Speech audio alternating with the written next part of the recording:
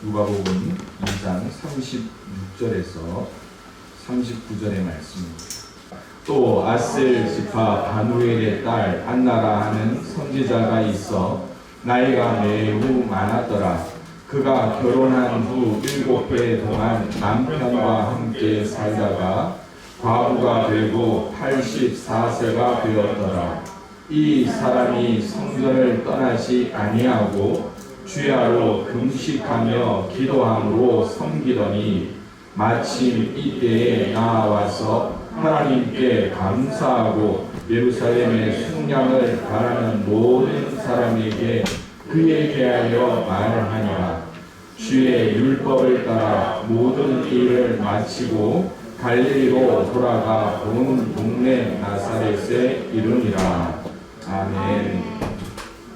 오늘 이전에 나오신 우리 사랑하는 성도들 그리고 온라인을 통하여서 가정에서 삶의 초전에서 예배드리는 모두에게 하나님의 놀라운 은혜와 승리가 있기를 주님의 이름으로 축원해 드립니다.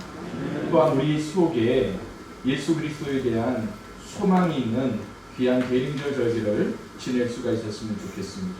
우리 기독교 대한 성결교회가 중생성결 신유 재림의 신앙을 이야기하고 있는데 어쩌면 우리 속에서도 이스라엘 백성들과 같이 초림의 예수님을 기다리지 않고 부인하던 그 어리석음이 어쩌면 재림의 주님을 기다려야 하는 우리 속에서도 사라져 있지는 않은가를 되돌아보는 시기입니다.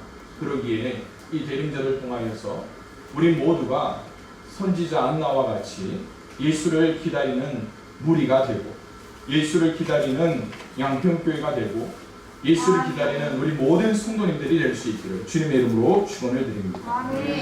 코로나19가 장기간 지속되면서 많은 사람들의 삶의 질이 어려워지고 있다는 뉴스를 듣게 되었습니다. 그 대표적인 예로 지난 주간 충북 참여연대 자치시민연대가 지난 10여 년 동안 주민들이 얼마나 행복한지를 조사했던 그 조사를 언론에 내보낸 적이 있습니다. 그래서 충청북도 도민들의 행복지수가 얼마나 높은가를 살펴본 것이죠. 여기에는 생활환경, 복지, 그리고 사회적인 안전과 문화 혜택 등 20여 가지를 지표로 조사했다라고 이야기합니다. 그런데 코로나가 발생한 지난 2020년 그 수치를 보면 가장 낮은 수치, 특별히 청년층의 행복지수가 가장 낮은 것으로 이제 조사가 되었습니다.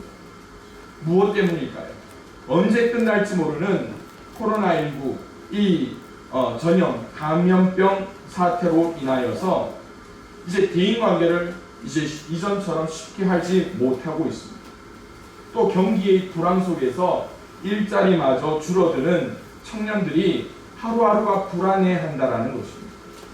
그래서 이 코로나19로 인하여서 행복지수를 봤더니 100점 만점에 58.6을 기록하면서 최저 점수, 그 중에서도요 물론 70대와 60대의 어르신들을 기준으로 한다면 60점 이상, 그러나 30대는 55점, 20대는 57.4점에 그쳤다라는 것을 보게 됩니다.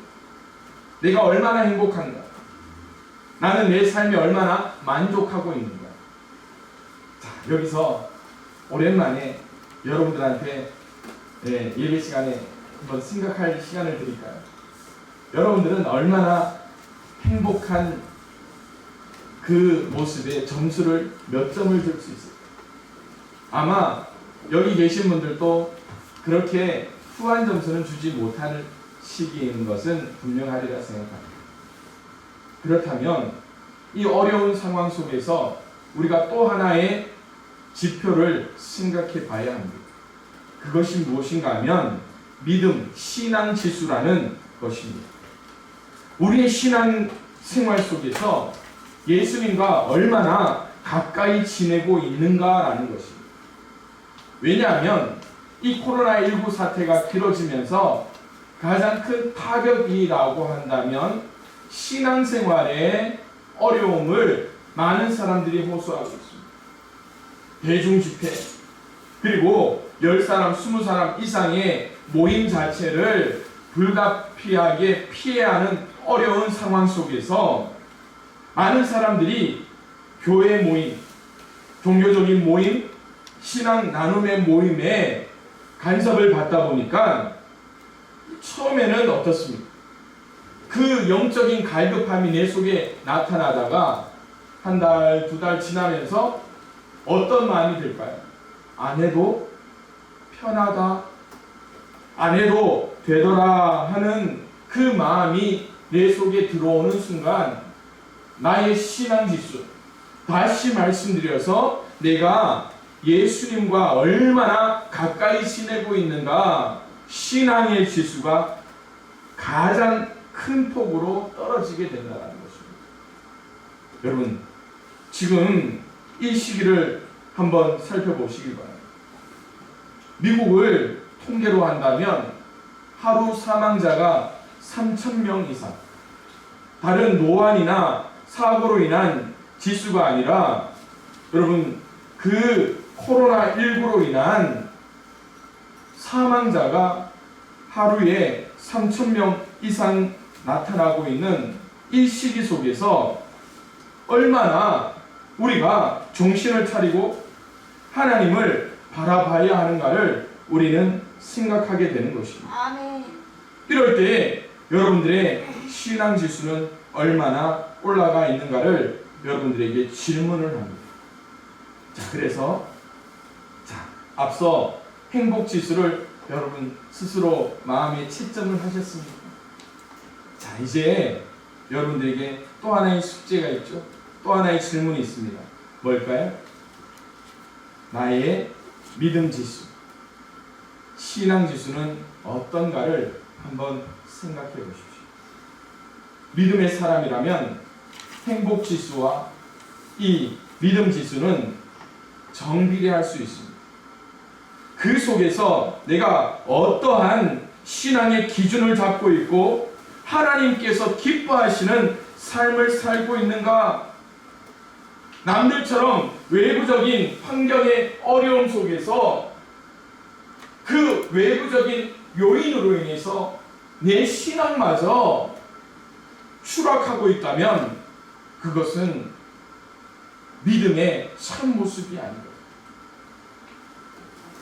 어려울수록 힘들수록 우리의 신앙의 지수, 다시 말씀드려서 더 엎드려야 하고 더 하나님을 찾아야 하고 더 무릎 꿇고 예배하는 삶을 살 수 있는 것이 우리의 모습이어야 되는데 언제부턴가 우리는 고난 속에서 내 신앙마저도 추락해버리고 어지러워져 버리는 그런 시대를 우리는 살고 있다는 것입니다.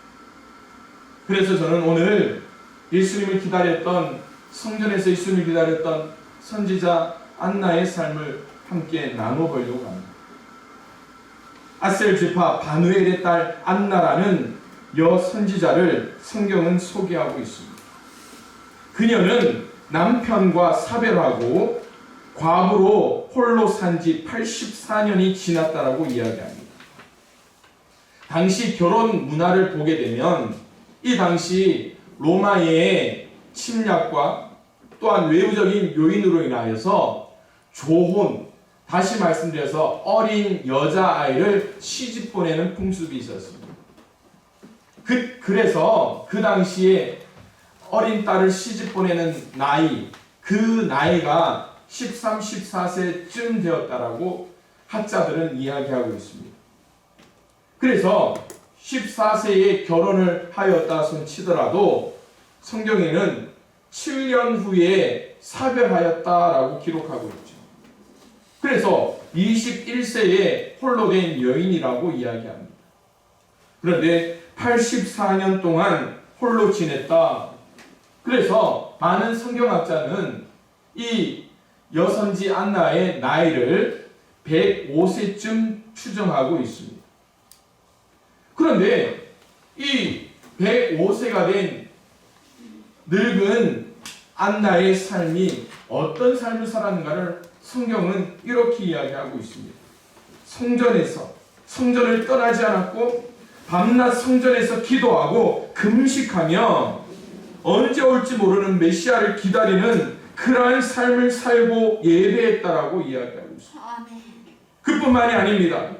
예루살렘의 구원을 기다리는 모든 이에게 메시아에 대한 말씀을 깨어 선포하는, 전도하는 그러한 사명이 이 여인에게 있었다는 것을 보여주고 있습니다. 그 사명, 그 감격, 그 은혜가 평생의 삶에 그 여인에게 있었기에 어린 예수님이 성전에 나왔을 때, 부모에 의해서 나왔을 때 어떻게 됩니까? 아기 예수를 안고 시므온이 이야기하는 것들을 들으면서 하나님 앞에 감사하는 이 여인의 삶. 이 여인의 삶이야말로 어쩌면 온 나라가 어렵고 국권을 빼앗기며 성전에서의 예배 자체가 어려워진 그 2000년 전 유대 땅의 현실 가운데서도 행복은 어렵더라도 신앙의 믿음의 지수만큼은 성경에 기록될 만큼 모범이 되고 우리에게 도전이 될 만한 삶을 살았던 것이 아닌가 하는 생각을 하게 되는 거예요. 그래서 저는 오늘 예수를 기다리는 사람들 그 첫 번째 여인 안나의 삶을 통하여서 우리는 과연 이 대림절을 어떻게 보내야 할 것인가를 한번 고민해 보길 원합니다.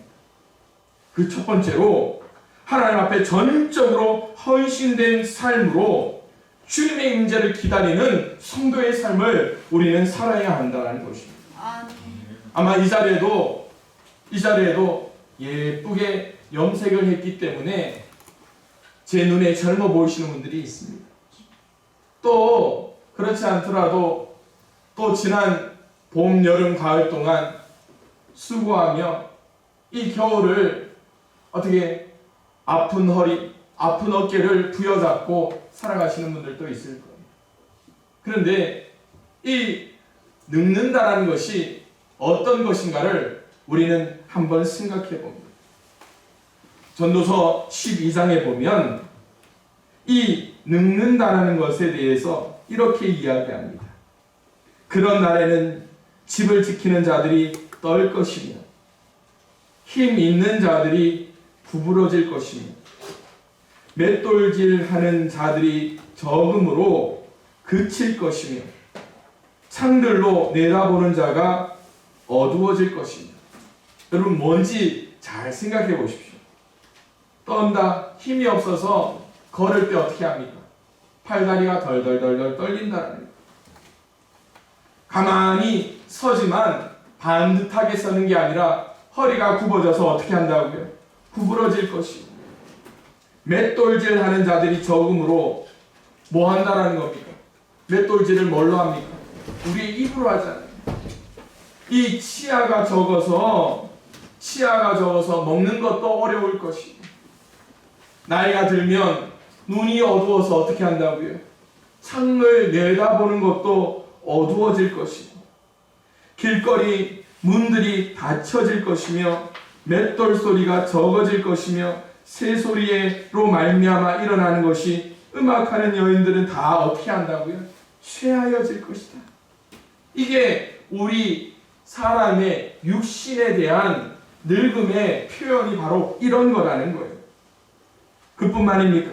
또 그런 자들은 높은 것을 두려워할 것이며 길에서는 놀랄 것이며 살구나무가 꽃이 필 것이며 메뚜기도 침이 될 것이며.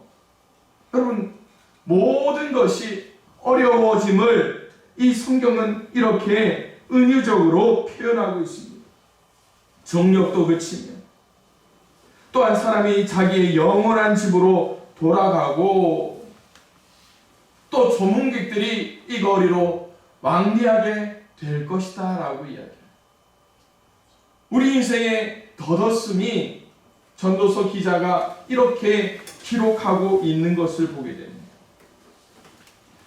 은줄이 풀리고 금그릇이 깨지고 항아리가 샘 곁에서 깨지고 바퀴가 우물 위에서 깨지고 흙은 여전히 땅으로 돌아가고. 여러분, 이럴 때에 우리가 바라볼 것이 한 가지가 있다고 말합니다. 하나님을 기억하라고 이 전도서 기자는 말씀하고 있거든요. 그런데 오늘 우리의 삶에서 이 연세가 나이가 든 100세 넘은 안나의 삶이 전적으로 하나님 앞에 헌신했다는 것이 어떤 것인가를 우리는 주의 있게 봐야 된다는 겁니다. 여러분, 이 당시에 조혼이 유행했다라고 이야기하잖아요. 남성들은 늦게 결혼하거나 혹은 전쟁에 참여하면서 빨리 죽게 돼요. 그래서 그 당시에 과부, 홀로 되어서 방치됐던 여인들이 얼마나 사회적으로 천대를 받고 약자로 물러서게 됩니까? 그러기에 이 과부가 할 수 있는 일이 무슨 일이 있을까를 생각해 봅니다. 뭘까요? 먹고 사는 일에 전적으로 헌신합니다. 악착같이 혹 있는 자식들을 굶기지 않으려고 사는 것. 어쩌면 이런 모습은 저와 여러분들이 우리 부모님 세대를 통하여서 바라봤던 것이고 지금도 어렵게 사는 이들이 눈물겹게 바라보는 그러한 현실이 아닙니다. 그런데요, 구약 성경을 보면 이 과부들에 대해서 특별히 하나님의 말씀이 선포되어질 때 그들을 보호하기 위해서 때로 특별한 구별되는 옷을 입힘으로 말미암아 이 사람들을 약자 편에서 돕기 위한 하나님의 손길도 펼쳐져 있었다는 거예요. 그런데 여러분, 이 안나의 삶에는 먹고 살기 위한 헌신도 있었겠지만 더 두드러지는 한 가지가 있었습니다. 그것이 무엇인가 하면 하나님 마음에 합당한 삶을 살기 위해 전적으로 하나님 앞에 헌신된 삶이었습니다. 그게 어떻게 성경에서 볼 수 있을까를 저는 성경을 묵상하면서 깨닫게 되는 거예요. 여러분, 동네에서 어떤 일이 일어나거나 또 젊은 아이가 잘못한다고 생각해 보십시오. 동네 사람들은 누구 집 아들이라고 합니까? 그 아버지의 아들이라고 표현합니다. 한 여인이 잘못해 보십시오. 뭐라고 이야기합니까? 누구 집 처 누가 이런다. 그런데 여러분, 이 늙은 105세의 안나의 호칭이 무엇인가를 한번 생각해 보십시오. 성경이 뭐라고 이야기합니까? 성경에 바누엘의 딸이라고 표현하고 있습니다. 최소 누구의 과부로 나타난다면 누구의 아내였던 안나라고 소개될 줄 알았는데 성경은 뭐라고 이야기하고 있습니까? 아셀 지파 바누엘의 딸 안나라고 성경은 기록하고 있다는 거예요. 이 안나의 삶이 어떤 삶이었는가? 바로 그 아버지 바누엘의 삶을 통하여서 그 딸에게 이어진 메시아에 대한 기다림의 신앙이 그에게 임해 있었다라는 것입니다. 바누엘이란 사람의 삶도 성경에는 나타나지는 않습니다. 그런데 이 바누엘의 이름을 보면 어떤 삶을 살 수 있었는가를 우리는 기억할 수 있습니다. 바누엘이라는 이름이 어떤 이름에서 파생된 이름인가를 보면 여러분, 야곱이 약복강 나루에서 하나님의 사람과 겨루어 싸움으로 이겼다. 그래서 이 야곱의 이름이 어떻게 바뀌게 됩니까? 이스라엘로 바뀌게 되는 거예요. 그래서 그때 야곱이 고백하는 거예요. 여기서 누구를 만났다? 하나님의 얼굴을 본 것 같다. 그래서 그 지명이 무엇으로 바뀌느냐 하면 브니엘이라는 거예요. 자, 여기까지 힌트를 주면 이 바누엘이 무슨 이름인가를 아실 겁니다. 브니엘에서 뭐가 됐다고요? 바누엘의 이름으로 파생되면서 이 바누엘이라는 이 안나의 아버지의 이름이 무엇이라고요? 하나님의 얼굴이었다라는 거예요. 다시 말씀드리면 이 안나, 여선지 안나의 아버지의 신앙, 바누엘, 하나님의 얼굴을 본 것처럼 그의 신앙 가운데서 날마다 하나님의 얼굴, 이 땅을 치료하실, 이 땅의 주인으로 오실 메시아를 기다리는 그 신앙이 아버지로부터 흘러왔다라는 것이 그 여인의 삶을 통하여서 나타나게 되었다라는 겁니다. 아멘. 하나님 앞에 전적으로 헌신되었다라는 것이 육체적으로는 취할 수가 있습니다. 육체적으로는 내가 하나님 앞에 헌신할 수 있는 것이 약해질 수 있어요. 이 자리에 있는 우리 어르신들, 이 말씀을 들으면서 내가 무엇으로 하나님 앞에 헌신할까를 생각하셔야 됩니다. 무슨 헌신입니까? 이 안나가 하나님 앞에서 날마다 기도하고 아멘. 날마다 하나님의 말씀 가운데 예배하며 하나님의 얼굴을 뵙는 삶을 이 여인이 살았다라는 것입니다. 아멘. 그래서 성경에 나오는 이 여인의 흔적, 그게 금식하며 기도한 여인이라는 것이 이 안나의 삶에 나타나는 흔적이라는 것입니다. 아멘. 특별히 교회 안의 어르신들에 대한 공경함이 바로 이런 것에서 나타나야 된다. 무엇 때문입니까? 점점 교회는 고령화, 노령화가 될 수밖에 없는 시기입니다. 그럴 때 이 어르신들에 대한 공경심이 사라지면 안 되는 거거든요. 그럴 때 우리 어르신들이 하나님 앞에 그리고 교회 앞에 어떻게 할 수 있을까? 늘 그러죠. 식사를 하더라도 아이고 늘 좋은 것 줘서 고마운데 나는 할 게 없네. 할 게 없습니까? 있습니까? 있다. 뭘 할 수 있을까요? 기도. 아멘. 말씀입니다. 아멘. 예배입니다. 아멘. 우리 모든 성도들이 위에서부터 밑으로 기도하고 또한 하나님 앞에 엎드리는 그 시간으로 말미암아 우리 양평교회는 힘을 얻을 수가 있는 거예요. 아멘.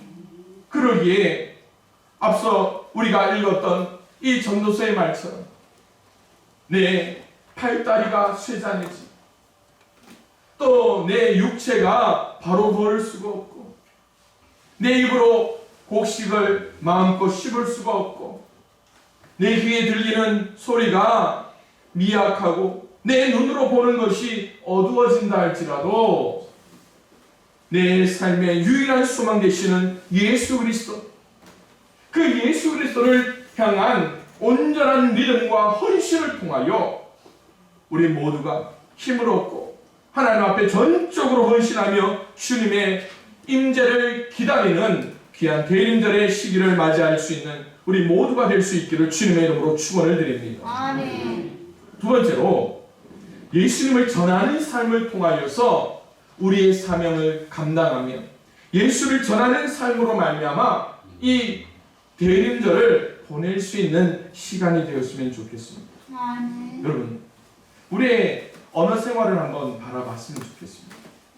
여러분, 가정에서는 부부끼리 그리고 부모 자식 간에 무슨 이야기 하십니까? 무슨 이야기를 하세요? 이야기 없다고요? 네. 그러면 꼭 옆집에 이웃들과는 무슨 이야기들을 많이 하세요? 그렇다면 주일날 교회에서 만나는 분들과 무슨 이야기를 하시죠? 뭐 대충 속으로 또 생각하시면서 표현은 안 하시지만 속으로 다 하시면서 속으로 웃으시는 분들도 있어요. 그런데 20대, 30대 우리 젊은 여성들을, 우리 청년들을 대상으로 한다면 무슨 이야기 제일 많이 할 것 같습니까? 무슨 이야기 많이 할 것 같습니까? 예뻐지는 이야기. 그렇죠. 취업, 맞습니다.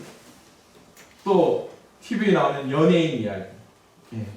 앞에 집에 있는 사람들은 못생긴 사람. TV에 나오는 연예인은 잘생긴 사람 이러면서 누구를 더 좋아 그렇게 하죠.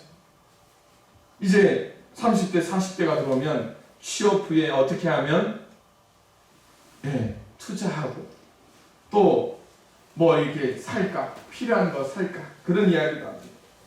이제 결혼하고 나서 40대 50대가 되면 주된 이야기가 뭐가 될까요? 자녀들이. 그리고 60대가 되면 어떻게 하면 자녀들이 결혼하고 자녀들의 길을 열어줄까? 이게 주된 관심사가 됩니다. 그러다가 이제 70대가 되면 뭐합니까? 60대, 70대가 되면 어느 병원이 용하더라. 그러면서 이제 침 맞으러는 여기 병원. 또 저기 병원 생기면 또 다 저기 가요. 그게 어쩌면 흐트러질 수 없는 사회적인 통념이에요. 그런데 이걸 내가 또 신앙인이라고 그 틀을 깰 수는 없거든요. 저도 우리 집사님들, 남자 집사님들 모여서 무슨 이야기 하는지 다 압니다. 99%가 포도 이야기. 또 우리 여자 집사님들 모여서 무슨 이야기 하는지 대충 다 압니다. 그런데 여기에서 우리는 하나의 공통점을 만들어내요. 나이가 들면 뭐가 많아지더라?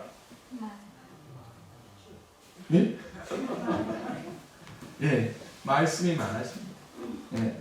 그런데 여러분 설교를 준비하면서 조금 저도 혼자 많이 웃었어요. 왜 나이가 많아지면 말이 많아질까?